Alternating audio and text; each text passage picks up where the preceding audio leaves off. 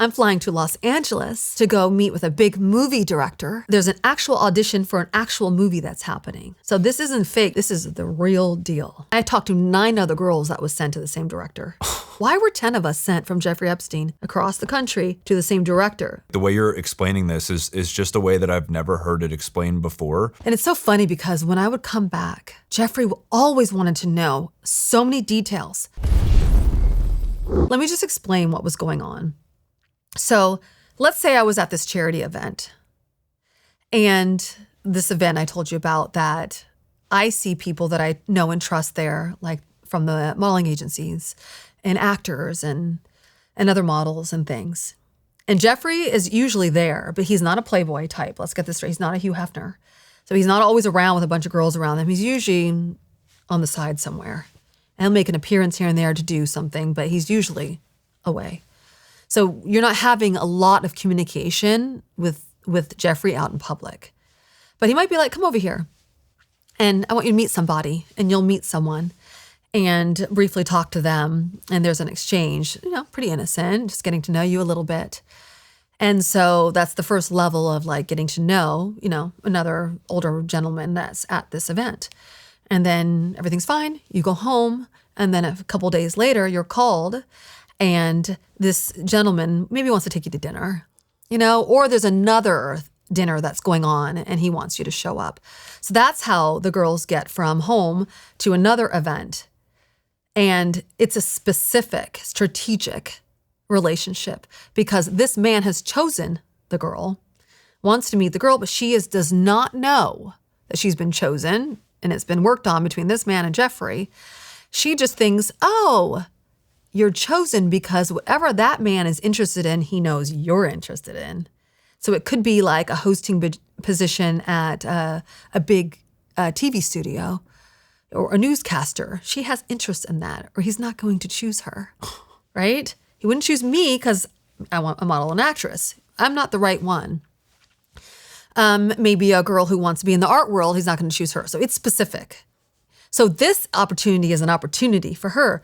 Of course, Jeffrey, I'll go meet with him. She goes and meets with him, and maybe there's a dinner, maybe there's a flat out abuse, but usually there's a dinner or it works into some way of an abuse that happens. So the goal is always to get the right girl to the right guy for sex, or hopefully the feeling from the man that this young girl wants to have sex. It doesn't always have to be, but I believe with most men, the end goal is probably some type of sexual activity.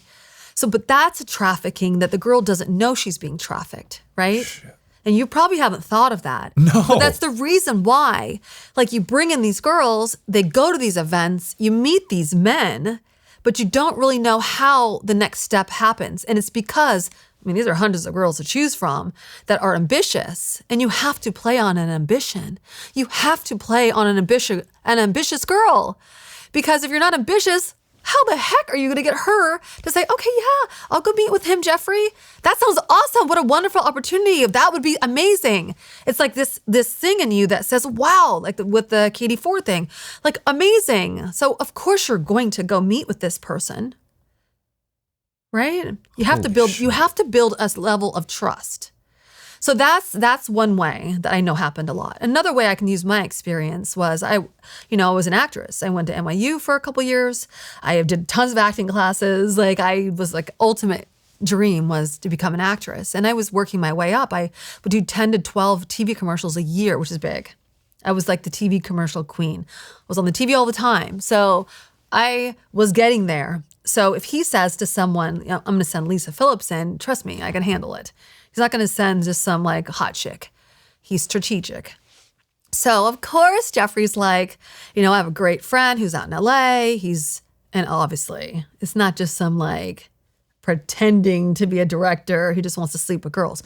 This is the biggest directors in the world, right?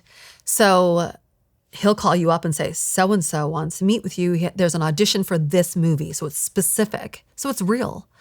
And so he books the flight for you. He doesn't, but the girls in the office book the flight for you, sends you, and I only know this later, 9 other girls, but at the time I think I'm all special.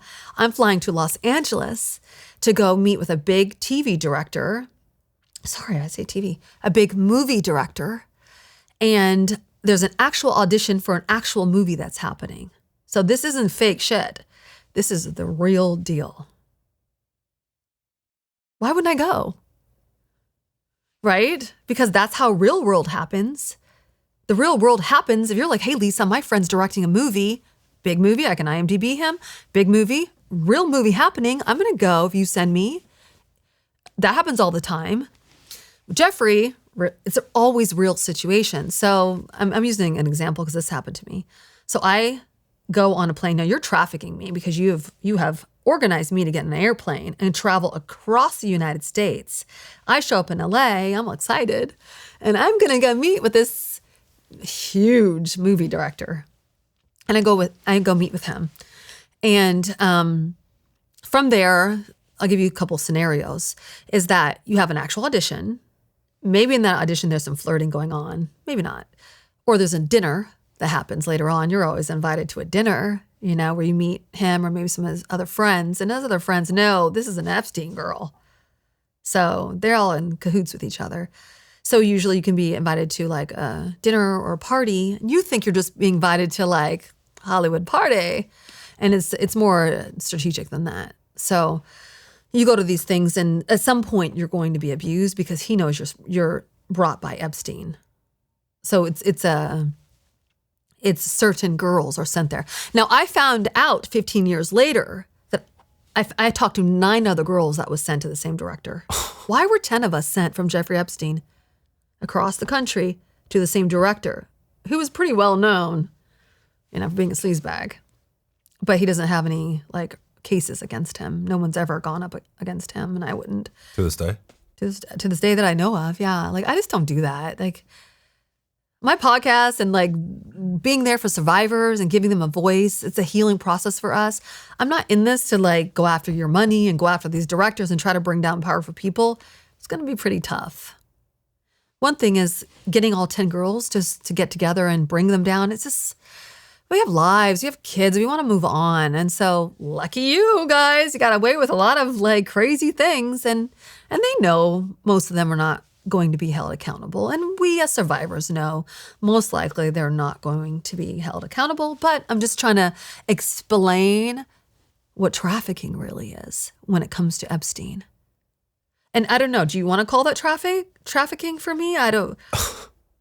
First of all, the definition of trafficking is by force, fraud, or coercion. Coercion. Mm-hmm. So it's trafficking, but I think that you're just kind of blowing my mind right now, just to be completely frank with you. The way you're explaining this is just a way that I've never heard it explained before. And just a couple things that you said, just again about number one, the strategic nature, mm-hmm. right? He's got tentacles in every arm of every industry that an ambitious young girl might want to be a part of. Mm-hmm. And he's pre-selecting those girls based on the recipient, mm-hmm. so to speak. Mm-hmm. And you also mentioned that those people knew that they were an Epstein girl. So the way I think of it is again, that's another pre-selection to the point where, okay, these girls, they kind of know the deal, right? They maybe presumably have even been abused by Jeffrey before or mm-hmm. by somebody else before, and they're not going to talk. Mm-hmm. And this is your big dream. Mm. He's gotten his hooks into you by asking you these questions. Now he has this leverage to hold right over you. And it's hey, here's this world that you've been working a decade for. Mm-hmm. And I'll pull back the curtain a little bit and let you look in. Are you sure you don't want to go inside? I had no clue that was happening when I went there for that audition. I just thought I was going for an audition because it was a real audition, And if I'm right for the part, I would have gotten it. I mean, that guy ended up giving me a little part. I wonder why. I don't know. I wonder. And it's so funny because when I would come back, Jeffrey always wanted to know so many details about what happened. He would always say things like, so what was it like? What was he like? What questions did he ask you? What did you say? How did you dress? Did you give him a little flirt? And I would say, he wanted to have sex with me. Well, why didn't you? You could have gotten the part. Like, why didn't you? And I'm like, what do you mean, why would I? Like, it was always this thing like, huh? Like, why would I do that? And he's testing me out to see how far I go. Yeah. And even one time he was like, you were his favorite. He said you were, and I was surprised. You were his favorite, and I'm thinking, his favorite out of how many? So I always had these questions, and but I never knew what the frig he was talking about until now. I know now. But back then I didn't really know what he was talking about, but it all makes sense. Yeah, he's normalizing it. Yeah, he is normalizing it. And something that you did say, you said that he has his tentacles in all these people, and then they all know that they're probably an Epstein girl. Yeah, because most of them are setting it up straight. But I do have to say that these people that are powerful or have powerful positions, most of the time they have someone who sets things up for them. So I do know that, especially the bigger celebrities that I have met, is usually a person that's working for them that has the connection with probably the secretaries. It's not always between Jeffrey and the person. I just have to say that only because a few years ago, I reached out to one of the men that I had met through Jeffrey, who had actually never he never abused me. But I had met him on an audition in Los Angeles. And this man had taken his life. And I'd heard that he was suicidal, and I had known that he was going through some really bad problems. And I was at an event where he was at too, and I had pulled him aside and I had just said, are you aware at all that the times that I saw you in Los Angeles, that the girls that were sent to you in those parties were from Epstein? And he said no.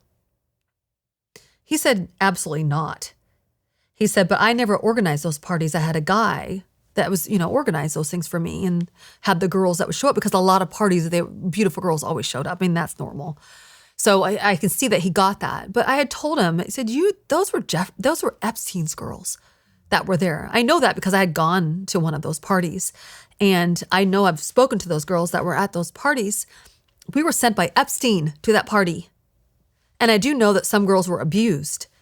I wasn't abused. And if I had been abused by that guy, I probably would never have walked up to him. But I just wanted to talk to him. He also was a good guy. I always remembered him as a good guy. But that guy committed suicide not shortly after that. I don't know if it was related or not, but I was just like, look at the lives this man is affecting. There has to be some type of connection to why there are some men in that orbit who have taken their lives. Because I don't think a lot of men, unless they're just a sadistic predator like Jeffrey, feel good about now knowing that a lot of these girls that showed up at your parties were sent by Epstein and didn't want to be there for that reason. We were thinking, and a lot of these women that were the New York girls or LA or whatever, models and actresses, and a lot of these women are on TV today. There is over 40 that I know personally that have been introduced to their husbands from Jeffrey and hold high positions in Hollywood or the entertainment world because of Jeffrey's introductions. And they won't say anything, obviously, for obvious reasons. They won't say anything, and they don't have to. And I understand why a lot of them don't. So I just want to preface that as saying that I know a lot of these men were in cahoots with Jeffrey and part of this sex trafficking ring. I know there's a sex trafficking ring. JP Morgan funded it and paid out over $200 million to survivors for a sex trafficking ring. There were emails that, people have seen, let's just say, from these people, powerful people, from Jeffrey Epstein to them, sending girls back and forth. So we are aware as survivors what's going on. But I just have to preface this saying, not always, that there are some men that were probably in his orbit that found him fascinating and a genius and special, wanted to be around him because he was powerful, and he was pretty amazing to be around, okay? Doesn't mean just because they were in a picture with him, just because they were on the island for a party, doesn't mean that girls were sent to them, hooked up between your people, that they're guilty of abusing these women. There were a lot of men, and I know this, that were around that did not abuse women. So what Jeffrey Epstein was doing, he had a sadistic, predatory thing and maybe other ties with other networks to bring this to fruition. He was feeding off of it, but there was many other people that were feeding off of it. And I don't know the reasons why. It goes pretty dark and it goes pretty deep. But there were also other people that were involved or went to these parties and other women that are pretty darn innocent too. What's up, guys? Thank you so much for taking the time to watch the interview. If you got anything out of this video at all, please like the video, leave me a comment, tell me what you thought of the video, tell me who you'd like to see on the show. I really appreciate the support. It goes a long way on these platforms, as you guys know. Most importantly, I have some excellent interviews coming up in the future that I'm really, really excited about. So please subscribe to the channel so you don't miss any of them. But that's it. Thank you for your support. I really appreciate it and hope to see you again soon.